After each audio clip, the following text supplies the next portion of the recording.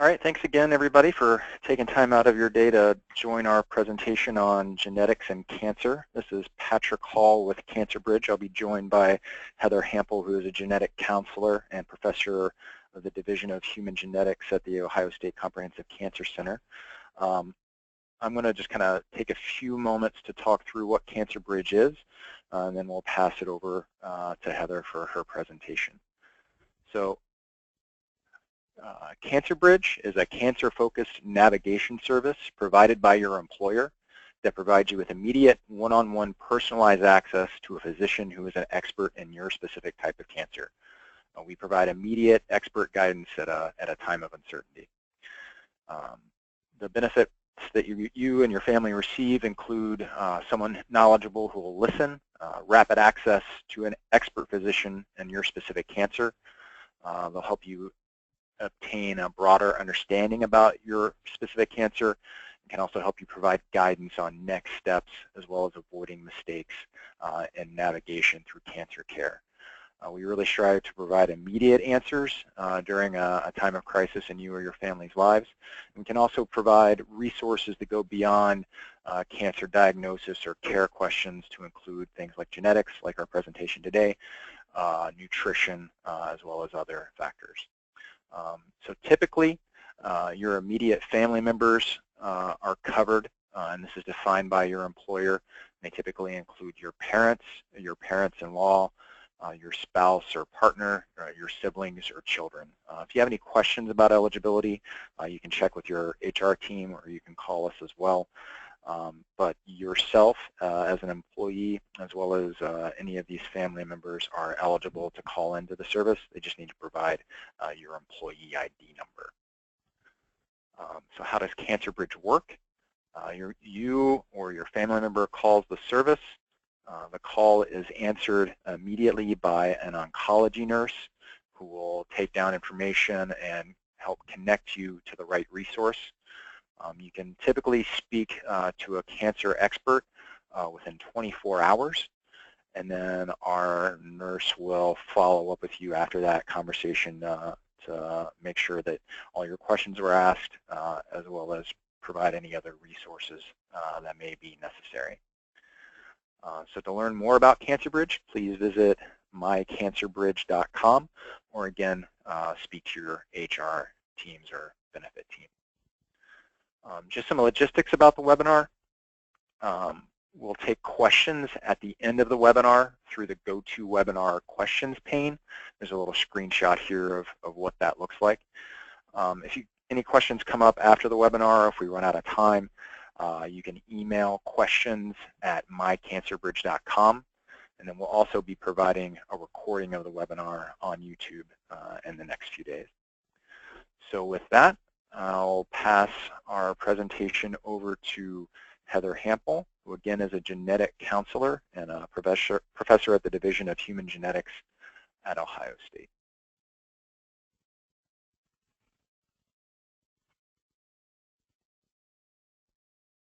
Good morning, everyone. It's great to be with you this morning to talk a little bit about cancer genetics. I'm going to go through today some general information about cancer genetics, and then I'll review the two most common inherited cancer genetic syndromes.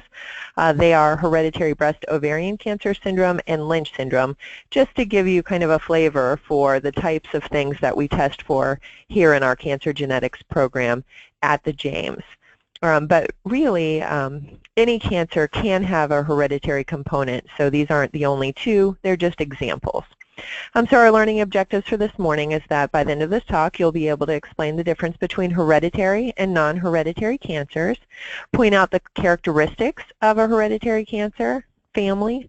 It will stress the importance of genetic counseling prior to genetic testing, and talk about the current benefits and limitations of genetic testing for hereditary cancer syndromes. So let's start with just the basics, and that is if you take any cancer, generally about 5 to 10% of the cases are hereditary, where a single gene has a mistake in it, or what we call in genetics a mutation, that's running in the family and causing the increased risk for cancer.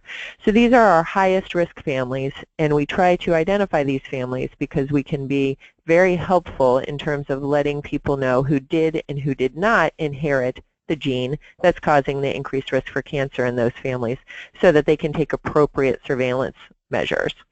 Then there's a piece of the pie, about 10 to 15% of cancers, where we call it familial. So there's a little cluster, maybe a couple more cases than you would expect to see by chance alone, but not a strong single gene running in the family and causing the increased risk.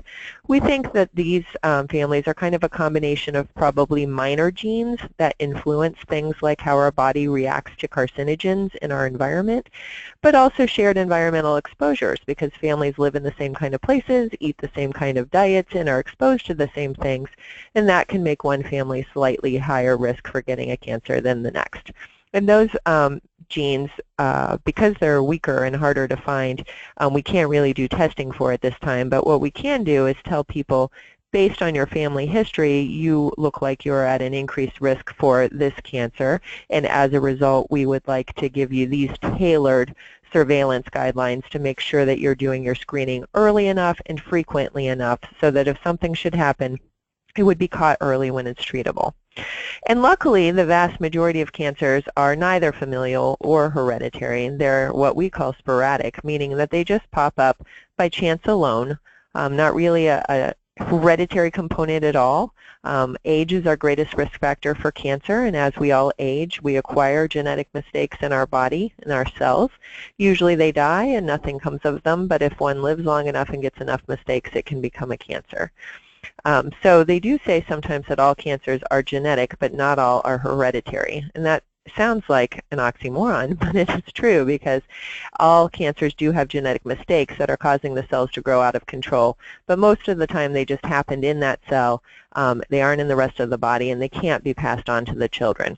Only in the small 5 to 10% that are hereditary is it a mutation the person was born with that gave them an increased risk, which they can pass on to their children. So my job is to figure out who's at high risk for cancer out of all the people in the world, and family history is really the key of identifying those few people who do have an increased risk due to hereditary susceptibility. So here are the clues that we look for when we take a family history that give us a hint that a family is more likely to have a hereditary cancer than maybe another. And so that is if you see cancer, particularly the same kind of cancer, in 2 or more close relatives on the same side of the family. So we get a lot of calls from people who say, you know, my mom had cancer and my dad had cancer. I'm definitely going to get cancer because it's coming from both sides of my family. When in fact, a strong hereditary cancer susceptibility gene would be running generally from one side of the family or the other. So it's more concerning to us if a mom, maternal aunt, and maternal grandfather all have the same cancer than if a husband, someone's mom and dad have the same kind of cancer, because those 3 relatives on the maternal side are all related genetically, and that could be a sign that there's a gene running in that family and causing an increased risk for cancer. Earlier ages of diagnosis is a big red flag that cancers might be hereditary. And we'll explain why in a minute. The other red flag is one person who's had more than one cancer during their lifetime. So 1 in 3 of us will get cancer during our lifetime. That's not too uncommon. But when you start to get 2, then you become concerned that there might be an underlying susceptibility. And this can be something like bilateral breast cancer, where someone gets a breast cancer on the right breast and 10 years later has a new unrelated breast cancer on the left breast. Or it could be 2 different cancers unrelated, like a person who gets colon cancer in their 40s and then in their 50s maybe gets uterine cancer. So multiple cancers, not metastases or spread of an original cancer. So many cancers metastasize to other organs like the liver or the bone or the lungs. But what that is less, that's not a hint that the family history might be hereditary. It's more of a hint if we see new primary cancers. Rare cancers are a red flag that a family might have a hereditary cancer susceptibility syndrome. The multiple primary tumors we kind of covered already, and then just this evidence of it getting passed down the family and what we call a dominant pattern where it looks vertical, and that's again where you see multiple generations affected. That's more concerning than seeing a couple siblings in the same generation affected, because when you see that vertical pattern from a grandparent to a child to their grandchild, that's when you feel like there's a gene that's running in the family and causing an increased risk for cancer. So there are lots and lots of cancer genes. I'm just pointing out 6 on this slide, but the bottom line is we all have 46 chromosomes. We get 23 from our mom and 23 from our dad, so they come in pairs. And if they stain them in the lab and kind of look at them under the microscope, this is what they look like. And they can pair them up on charts where you can see that the first 22 pairs are arranged from largest to smallest. They're exactly the same in men and women. Our 23rd pairs are sex chromosomes. Females have 2 X chromosomes and males have 1 X and 1 Y chromosome. And that's the only difference on the chromosome level between men and women. The reason that's important is that all of the known cancer genes that have been discovered so far are on the numbered chromosomes. So that means they can be inherited equally by men as by women in the family. So a lot of families might have myths that only the men in the family get the cancer, when these genes can be inherited equally by men as by women. Now, if the cancer that the person's at risk for is a gender-specific cancer, for example, prostate or ovarian cancer, a female's not going to get a prostate cancer, a male's not going to get an ovarian cancer, but they still could have a gene that increases the risk for that cancer. While they might not get cancer themselves and it would look like it skipped a generation, in fact, they had that gene mutation and can then pass it on to their children, who, if they're the correct gender and get that mutation, would have an increased risk for prostate and or ovarian cancer, whichever the case may be. The genes also come in pairs because you have thousands of genes strung along these chromosomes, and each gene codes for one substance that your body needs to grow and develop properly. I like to say the mix of these 20,000 genes on the 46 chromosomes are the recipe for you, and they determine things like hair color and eye color and height, and as we're starting to learn, predispositions to certain diseases. I always tell families that I'm working with who seem to have a predisposition to cancer, their neighbor may be predisposed to Alzheimer's or diabetes or heart disease. We're all predisposed to something. We've just come a lot further in finding some of the genes that can run in families and cause an increased risk for cancer. The 6 pointed out here are just for 2 syndromes, and so Lynch syndrome, the most common colon and uterine cancer syndrome, can be caused by mutations in one of the 4 genes you see pointed out on chromosomes 2, 3, and 7. And the hereditary breast ovarian cancer syndrome that we're going to talk about today can be caused by mutations in the genes pointed out on chromosomes 13 and 17. And the way that that works is that all of these genes turn out to generally be good genes. Many of them are involved in repair in our body. And so they're good genes, everyone has them, and you want them to be working. When they're working properly, they can do this repair function and kind of keep all of our genetic material nice and working the way it's supposed to. The trouble is, as our cells divide and we acquire genetic mistakes, we need those repair genes in there to recognize that mistake has happened and fix it. So in an individual who is born with a hereditary cancer susceptibility syndrome, if you look over on the right side of your screen, if that's a cartoon drawing of the 2 chromosomes and they've inherited a mutation from their mom or their dad on one copy of one of those chromosomes on one of the genes, that copy with the mutation in it, or the mistake, is going to be in every cell of their body from the day they're born because they inherited it from their mom or their dad. Now the good news is this is not very common, so generally their other copy from their other parent will be working just fine. So in this little cartoon drawing, the orange copy is denoting the copy with the mutation that the person inherited from their parent, and their other copy that works just fine that they inherited from their other parent is denoted in white. So the good news is that for many years, that working copy from the other parent will compensate and those repairs will get made.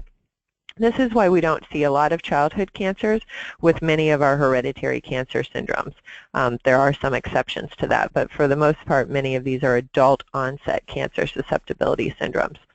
Now the trouble is, with every cell in our body having this one mutation in it, the odds are pretty high that one day over the years in an at-risk cell, you will acquire a mistake in the working copy. and now that particular cell doesn't have any more working repair gene. So as that cell accumulates mistakes naturally during the aging process, it can't fix them anymore. And when any one cell gets enough mistakes, it'll start growing funny, it won't die when it should, and that cell will become the cancer. So we basically say that families that have an inherited cancer susceptibility are born one step closer to developing a cancer because they have the one mutation that they've inherited, and all it takes is for that second copy to stop working during their lifetime for a cancer to develop. That is what leads to all of the characteristics we talked about a minute ago that are red flags that a family might have an inherited cancer syndrome. So for example, earlier ages of diagnosis.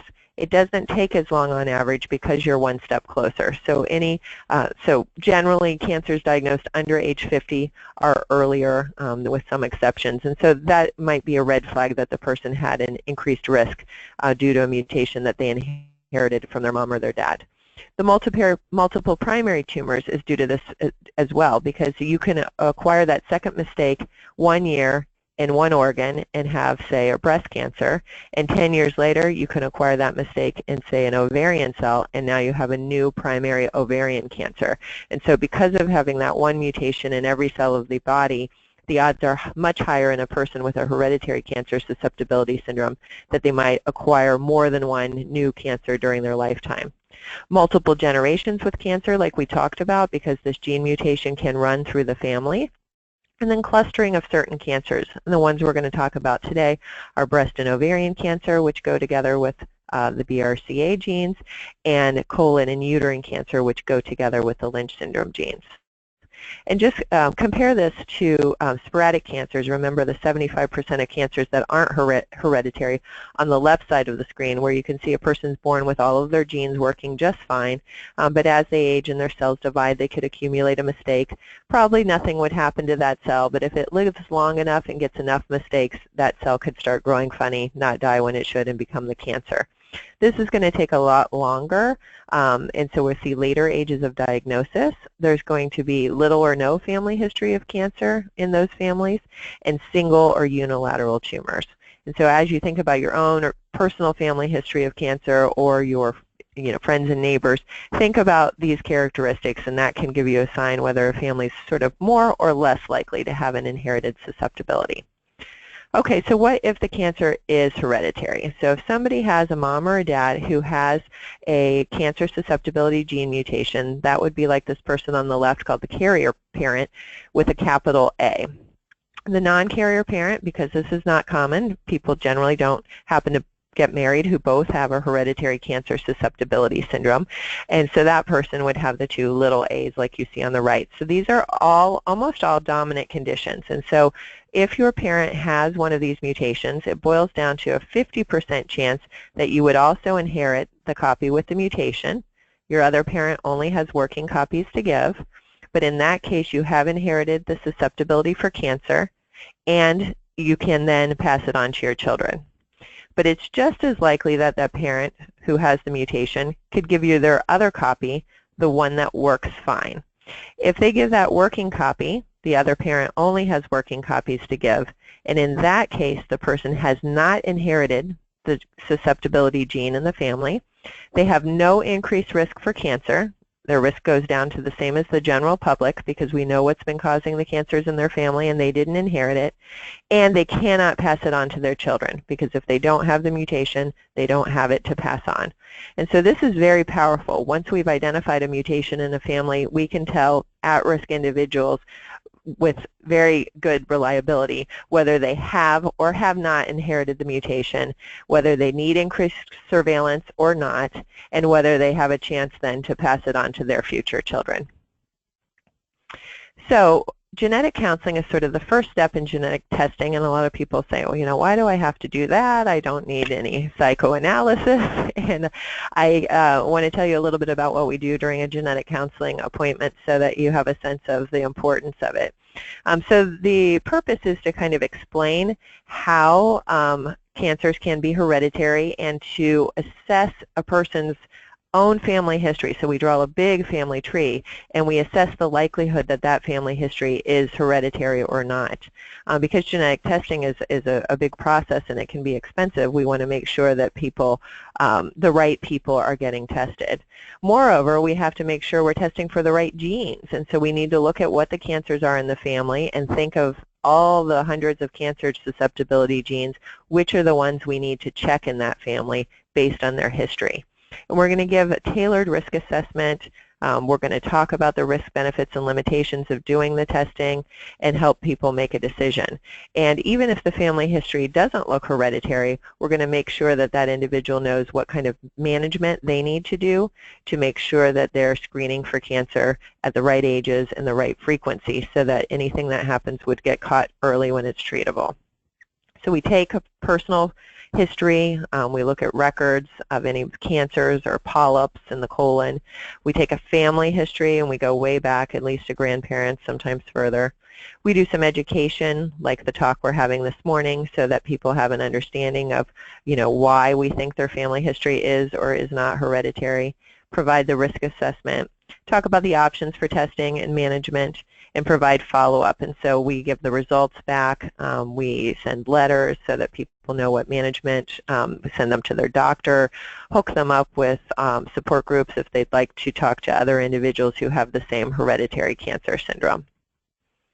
So we're going to talk about hereditary breast and ovarian cancer syndrome first. This is probably the most well-known of the hereditary cancer syndromes, mostly because Angelina Jolie happens to have this condition, and she went public about it a couple years ago in the New York Times.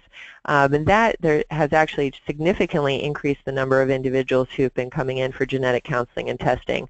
They actually call it the Angelina Jolie effect, and it's been a really good thing actually for getting accurate information out to the general public about the possibility of a hereditary cancer. So breast cancer is common. 1 in 8 women will get breast cancer during their lifetime. So how do we know which ones are more concerning for being hereditary? So there's some myths out there I always like to dispel. A lot of people, even physicians, used to think that if your breast cancer was on your dad's side of the family, you didn't need to worry about it. They also didn't realize that ovarian cancer was connected to breast cancer. And a lot of people think that the most important thing in a family history is the number of women with breast cancer. But that's not the case either. So let's talk about this. We talked about how genes are inherited equally from men as by women, which means actually half of all women with hereditary breast and ovarian cancer syndrome inherited it from their dad. So it's just as likely to be inherited from the dad's side of the family as the mom's side of the family. It can be harder to find on the dad's side of the family because he may live his whole life without getting a breast or an ovarian cancer, certainly. But so we have to look at his sisters and his mother and his nieces on that side of the family. And this is where small families can be a little challenging. Maybe the dad was an only child and we don't see any other cancer. And then we have to really get into the grandparents' generation. So it's a little harder to detect when it's paternally inherited, but it's just as likely to be paternally inherited. So ovarian cancer is not seen in every family with hereditary breast and ovarian cancer syndrome because it is a less common cancer in general. But when it is there, the family is much more likely to test positive. Because this is a more rare cancer in the first place, if you add a single case of ovarian cancer to a family history of breast cancer, the odds of testing positive go up quite a bit. And then we're really less concerned about the total number of breast cancers in the family and more concerned about the ages of diagnosis. So some very large families can have 4 women with breast cancer. Just by chance alone, if 1 in 8 of us will get breast cancer during our lifetime, if you have 24 women in the family, 4 could have breast cancer. However, if they're diagnosed in the 70s or 80s, that's more what we would consider a sporadic type cancer. We would be much more concerned if there were 2 people with breast cancer diagnosed in their 30s because of that earlier age of diagnosis, which is much more concerning that there could be a hereditary susceptibility. So the red flags for hereditary breast and ovarian cancer syndrome are the same as we saw before. Multiple cases of early onset breast cancer in a family, ovarian cancer in the family, breast and ovarian cancer in the same individual, bilateral breast cancer, so this is that multiple primary, male breast cancer because it's rare in general. If there's a male breast cancer in the family with other female breast and ovarian cancer, it's more likely that it'll be hereditary. And then Ashkenazi Jewish ancestry, which we'll explain a little bit later. The people who have a mutation in BRCA1 have increased risk for breast cancer, and after they get a first breast cancer, they have an increased risk of getting a second breast cancer.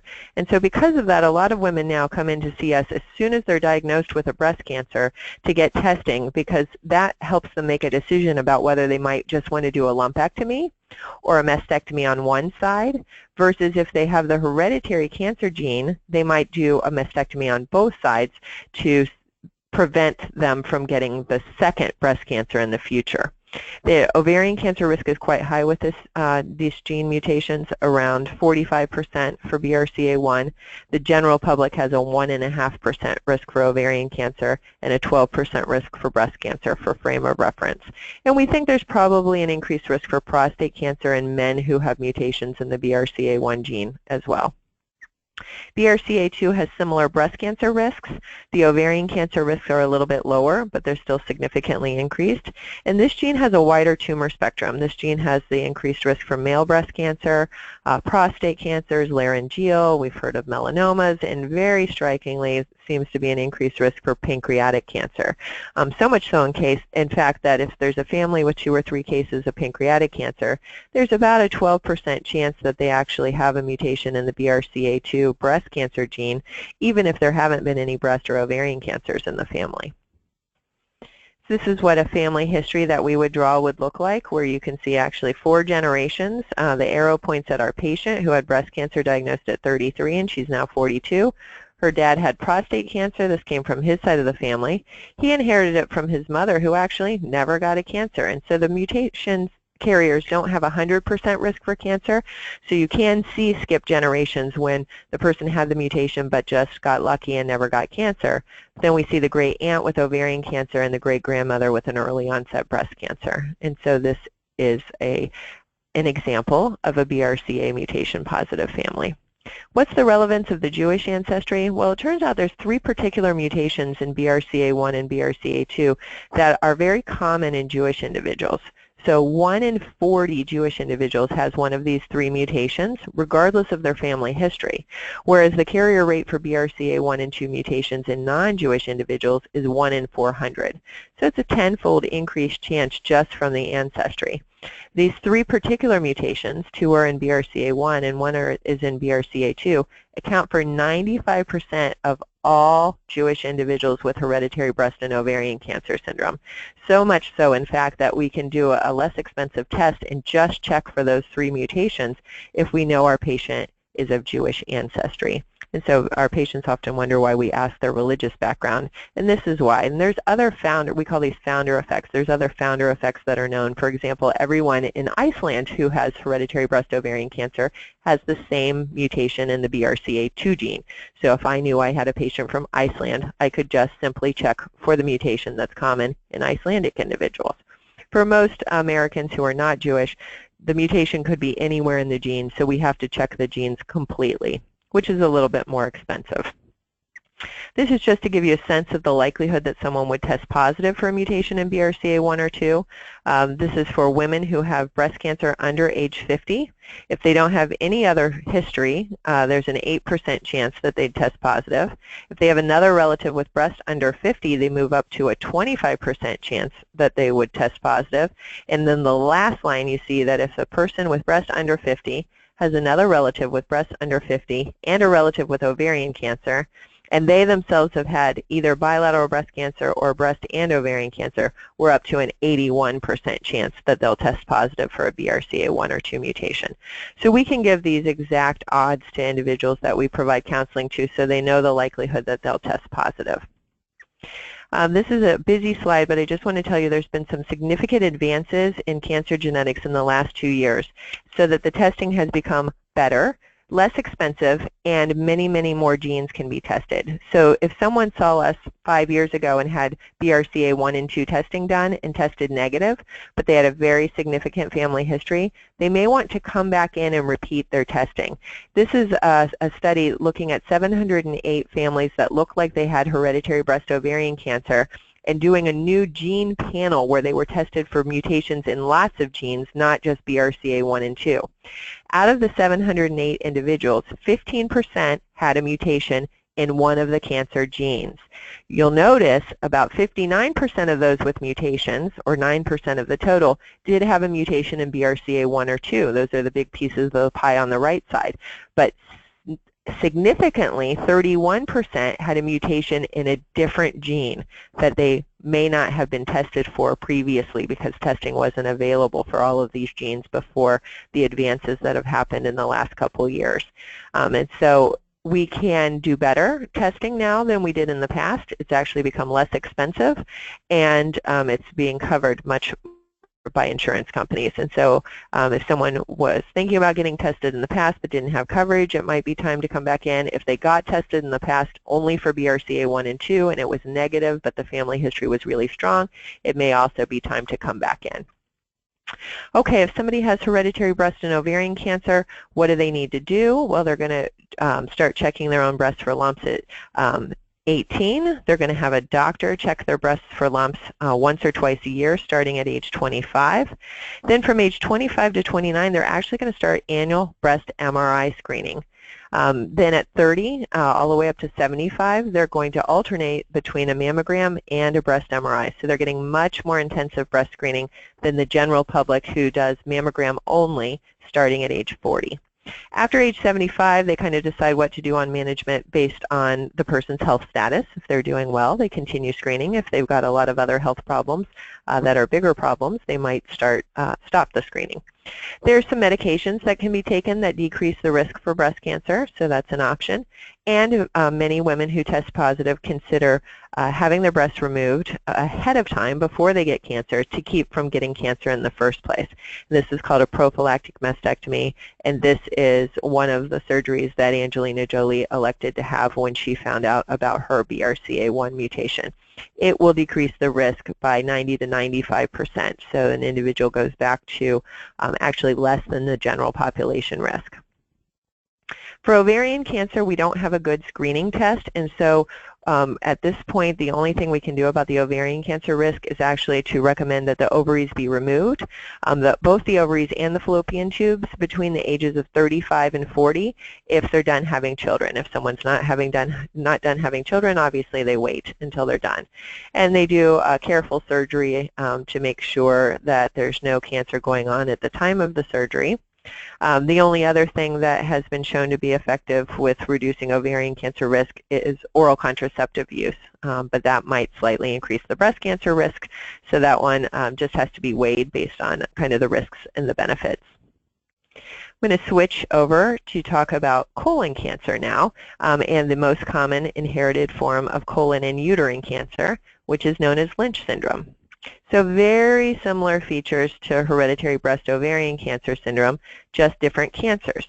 So again, earlier ages of diagnosis. So the average age of colon cancer diagnosis for people with Lynch syndrome is 45 years old. The general public average age of diagnosis of colon cancer is 70 years old. The tumors tend to like the right side of the colon, but they can occur anywhere in the colon. And there are a lot of other cancers that individuals with Lynch syndrome are at increased risk for. Notably, uterine cancer, which is also known as endometrial cancer, ovarian cancer, stomach cancer, cancers of the urinary tract, small bowel, bile ducts, and the sebaceous glands of the skin, which are the sweat glands. This is an example of a family tree of a person who has Lynch syndrome and meets some strict criteria for the diagnosis of Lynch syndrome. And so we have the rules being that there's at least 3 cases of colon or other Lynch syndrome associated cancers, so we have well more than that, in at least 2 generations, which we have here. With one of the individuals being a close relative of the other 2, which we have here. For example, our person pointed out with an arrow who had colon cancer at 42, our patient, is the brother of a woman who had endometrial cancer at 59, and the son of a man who had colon cancer at 61. So he's a close relative of the other 2. And at least one of the individuals has to be diagnosed under age 50. So this is a family history that is very striking for possibly having Lynch syndrome. What are the cancer risks? Well, the #1 cancer is colon cancer, and that's a lifetime risk, depending on the gene, from somewhere between 20 to 80%. The uterine cancer or endometrial cancer risk has been reported to be somewhere between 15 and 60%. So on here we're showing it at 43%. And then we drop down significantly. So those are definitely the most common cancers. We start to see stomach, bile duct, urinary tract, and ovarian cancers at less frequency than colon and endometrial cancer. The genes are repair genes, like we talked about before, and there are actually 4 of them. So testing used to be hard because testing one gene was expensive. Testing 4 was 4 times as expensive. But again, with this new technology that allows us to do multiple genes at the same time for less cost, this testing has become much more accessible.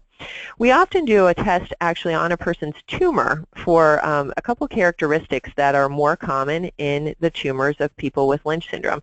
So this is kind of a unique characteristic of Lynch syndrome, that there's 2 things we can check for in a person's tumor that tell us whether you're more or less likely to have Lynch syndrome. And Ohio State is actually well known throughout the country and the world for promoting the use of these 2 tests at the time of diagnosis for every single colorectal cancer patient and every single uterine or endometrial cancer patient. We think it's very, very important. It can help direct treatment decisions, and more importantly, it can identify a group of patients that are more likely to have Lynch syndrome, who are then referred to see us in the genetics department. And just so you know, there is a statewide study going on right now at 50 hospitals throughout the state of Ohio that is led by Ohio State and funded by Pelotonia, our cycling event, where anyone who's been diagnosed with colorectal cancer in the state of Ohio since January 1st of 2013 can enter our research study and have free screening of their tumor to see if they're more or less likely to have Lynch syndrome, and free genetic testing to confirm the diagnosis.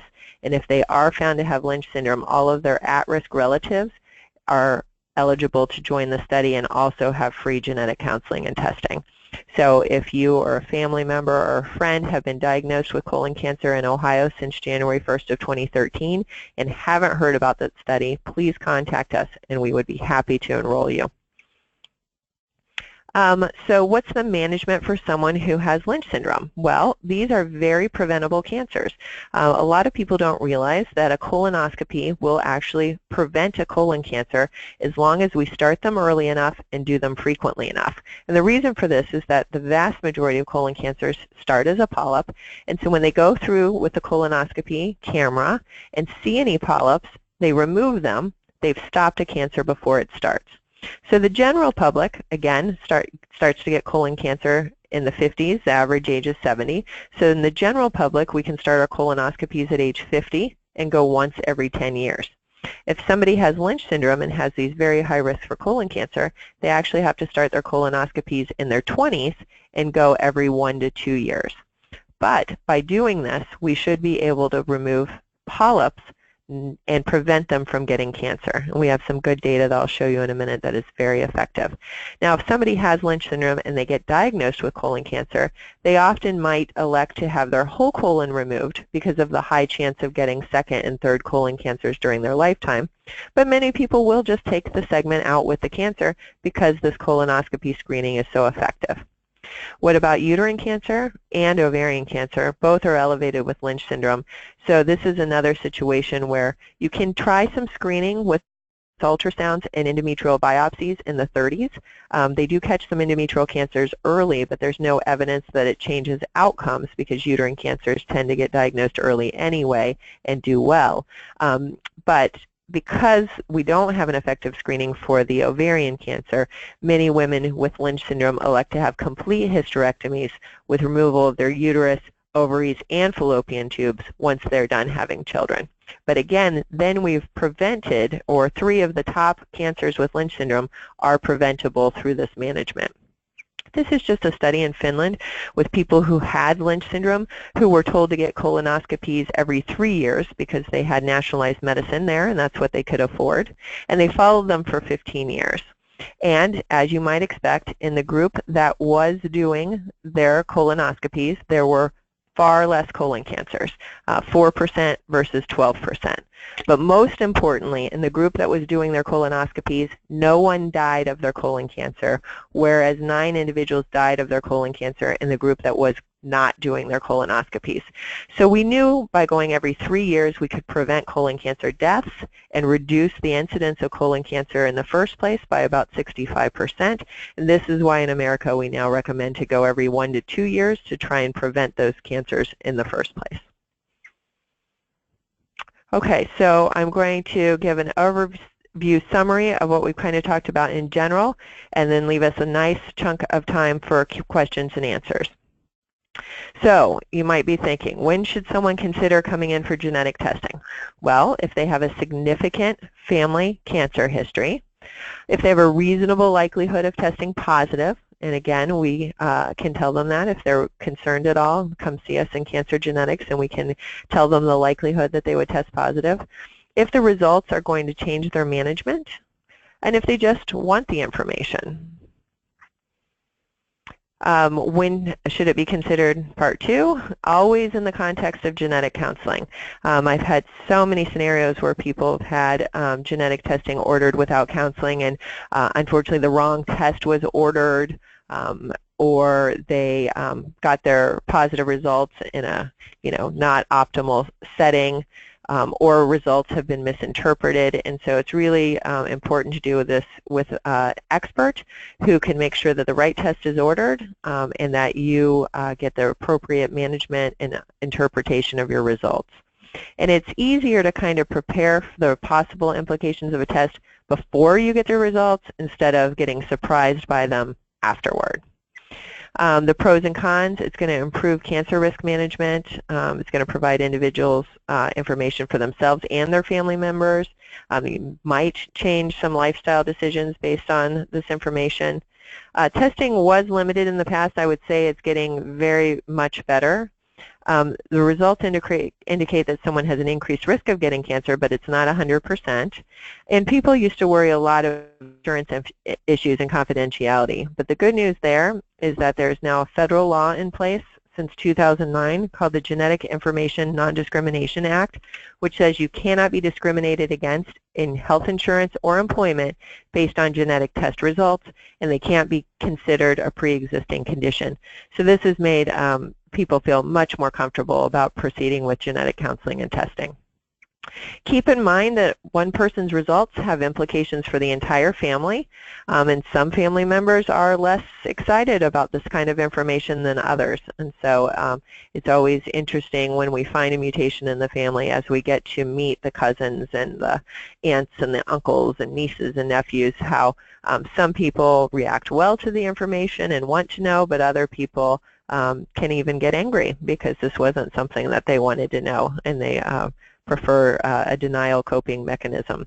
So that can create some interesting dynamics. And I want to tell you about a tool we've built at Ohio State called Family Health Link.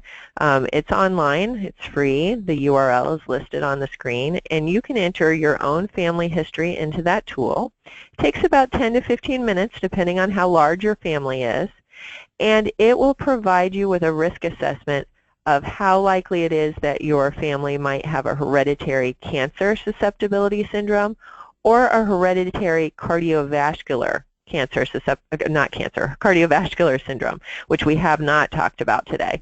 And if you come up high risk, that would indicate that you could benefit from genetic counseling and potential testing. Moderate risk would mean you don't necessarily need to come see us in Cancer Genetics, but you might want to talk to your doctor about just screening you a little more carefully. And average risk would mean, at least based on your family history, you have no increased risk for cancer or heart disease. But of course, personal risk factors like smoking could put you at increased risk for cancer, regardless of your family history. So please feel free to use that tool, put in your family history, share it with friends and coworkers, because it's a really nice tool that kind of can help you figure out whether or not your family history is strong enough that you might want to come in for Cancer Genetics. And with that, I will thank you very much and turn things back over to Patrick, who's going to moderate our question and answer session. Thank you so much for all that wonderful information, Heather. We've got about 15 minutes here for questions.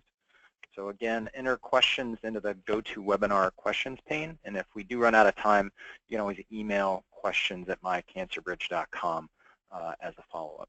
So we've had a number of questions come through. I'll just start running through them.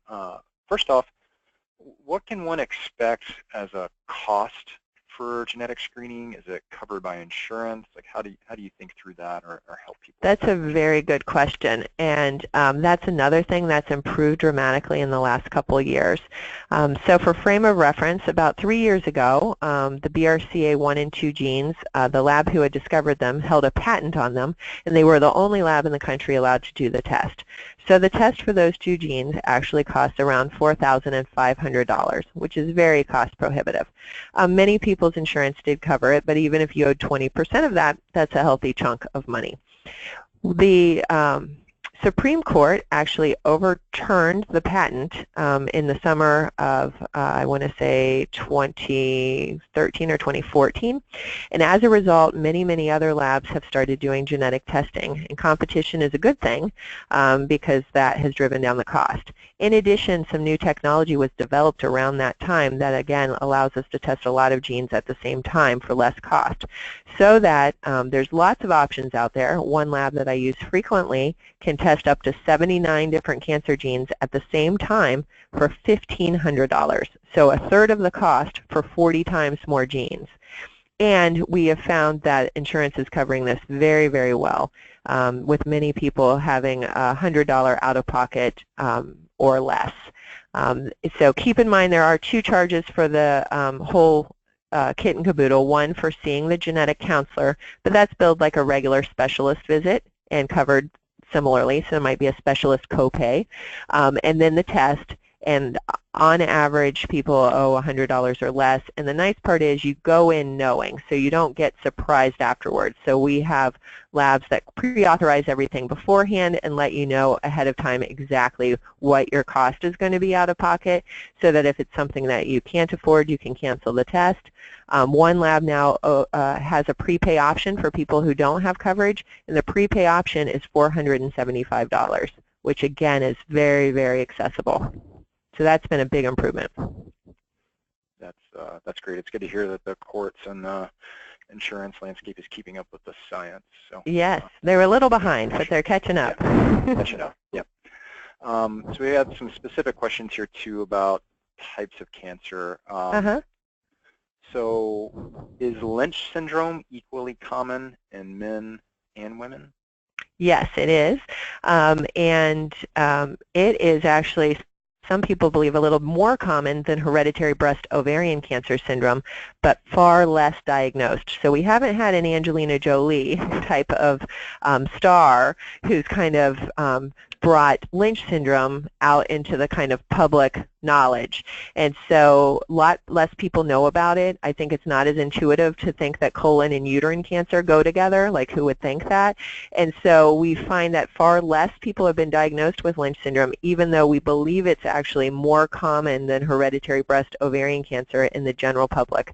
And both of these syndromes are inherited equally by men as by women. Okay, good, thank you. This is a very specific question around some family circumstances, so maybe I'll go ahead and present it to you, but we may need to follow up offline. Yeah, no, absolutely. If people have a specific family history, A, use the tool I shared, or B, email me privately if you'd like as well. We'll go ahead and see here too. So this individual's had ductal carcinoma, and test results revealed that it was estrogen receptive. She has 3 daughters and is wondering what the chances are that it could develop in them one day. Did the chances of breast cancer increase in women who have had children versus women who have not had children? Or is there any correlation with estrogen receptive ductal carcinoma and pregnancy, or how many children women give birth to? So there are lots of links between hormone exposure and breast cancer. Generally, the more hormone exposure, the higher the risk for breast cancer. So if you start your periods earlier, go through menopause later. If you don't have any pregnancies, that increases the risk. think of some other ones. So with a single case of ductal breast cancer that's ER positive, it would totally depend on the age of diagnosis and whether there's any other family history, whether or not that the daughters might have a genetic risk. But anybody who has a mom who has breast cancer is going to have a slight increased risk because they have a close relative.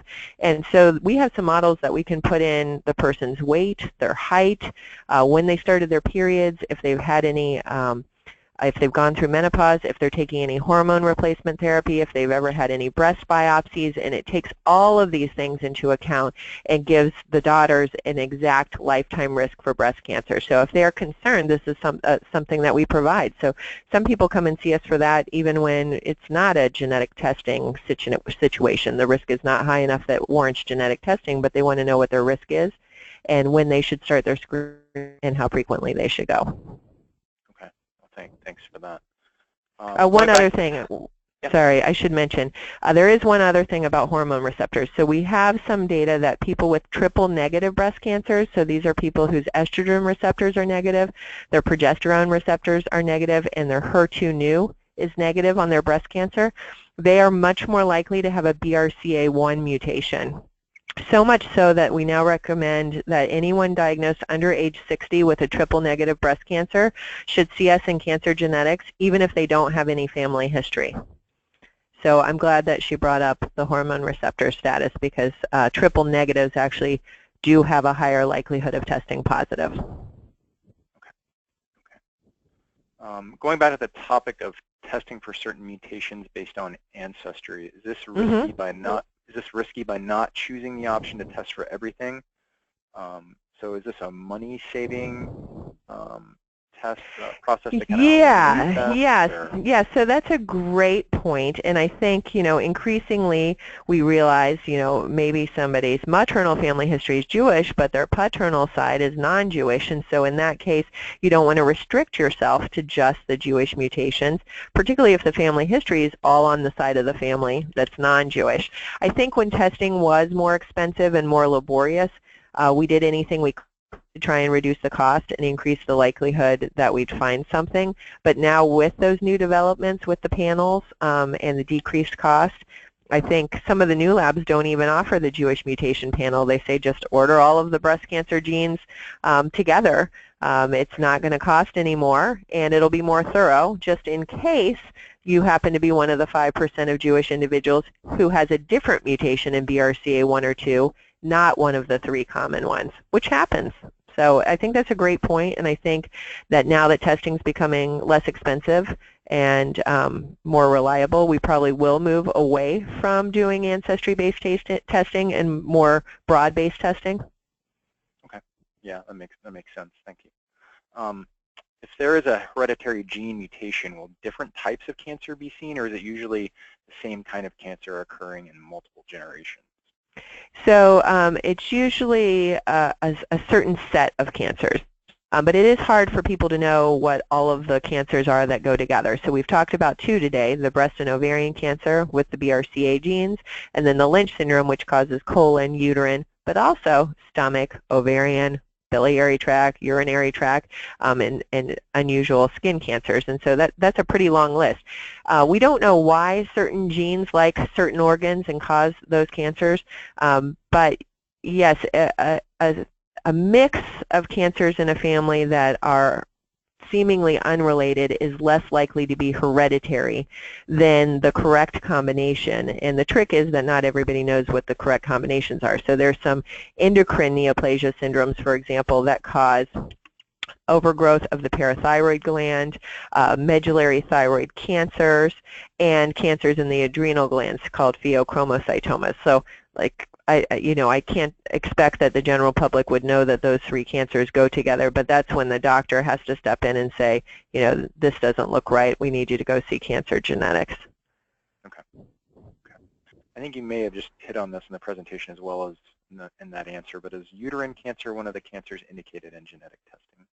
Yes, absolutely. So the problem with uterine cancer is the healthcare providers like to call it endometrial cancer, and everyone else calls it uterine cancer, but they're the same thing, and that is really one of the top cancers associated with Lynch syndrome. We can also see uterine cancer with a less common cancer known as a less common condition known as Cowden syndrome, but that's much more rare than Lynch syndrome. And some people think a certain kind of uterine cancer called papillary serous uterine cancer might be seen with the BRCA1 and 2 mutations. But the strongest hereditary cause of uterine cancer is Lynch syndrome. Are there any studies being completed to see if there's an increased risk of colon cancer with a BRCA2 gene mutation? That's an interesting question. We certainly have some families where we think that there might be an increased risk for colon cancer with BRCA1 and BRCA2. The trouble is it's such a common cancer that you do see it in people with BRCA1 and 2 mutations by chance alone. So it's hard to prove that it was caused by the BRCA1 mutation or the BRCA2 mutation. We are in that statewide study I talked about where we're testing everyone with colon cancer in the state of Ohio. We've tested everyone who is diagnosed under age 50, and we are just publishing our results, but we found way more BRCA1 and 2 mutations than we would expect to see by chance alone in those early onset colon cancer patients. So we do feel that there may be a slight increased risk for colon cancer with BRCA1 and 2 mutations, but it's certainly not exceedingly high, or it would have been found by now, because we've been looking at BRCA1 and 2 since 1994. So we have a lot of history with those two genes, and if it was a very high risk, they would have known by now. But it's probably a slightly increased risk. Back to the hereditary nature of cancers. Is skin cancer one of the ones that was considered hereditary? That's a great question. So mostly not, but it can be. So different kinds of skin cancer. So basal cell carcinomas and squamous cell carcinomas are very, very common and usually related to sun exposure, obviously. There is one very rare syndrome called Gorlin syndrome where people can get more than 100 basal cell carcinomas in their lifetime without even necessarily having much sun exposure. So that's a very different thing. It's super rare, but there is a hereditary syndrome that can increase the risk of basal cell carcinomas. Now, melanoma, on the other hand, is a much riskier cancer of the skin, more life-threatening, and it definitely can have a hereditary component. So there are a couple genes that have been found that can cause melanoma to run in families. We can see melanoma along with pancreatic cancer in some families. We can see melanoma along with brain cancer in some families, and we can see melanoma even in some of our BRCA2 breast cancer gene families. So the key there would be if someone's had multiple primaries, that's a much bigger red flag that they might have a hereditary condition. Some of our state data showed that if you test someone who's had 3 melanomas themselves, then we have a fairly good chance of finding something, or if there are certainly multiple people in the family with melanoma. And then there's just some unusual skin cancers. So I mentioned the sweat gland cancer called sebaceous gland cancer. That's of the skin. It's of the sweat glands in the skin, and that is very unusual. And it is associated with Lynch syndrome. So there are some specific kind of skin things that can make you think of different kinds of hereditary cancer syndromes depending on what the cancer is. But for the most part, the vast majority of skin cancers are not hereditary and are due to sun damage. Okay. All right. Thank you. We're right at the 12 o'clock hour. I just wanted to thank everyone again for attending, and thanks to you, Heather, for sharing all of your knowledge on this very dynamic space. I know I found this very informative and educational, and I hope everyone else did as well. There were a few questions that we were not able to get to. We'll follow up with those via email. Great. So again, thanks for joining us, and everybody have a great week. Thanks everyone.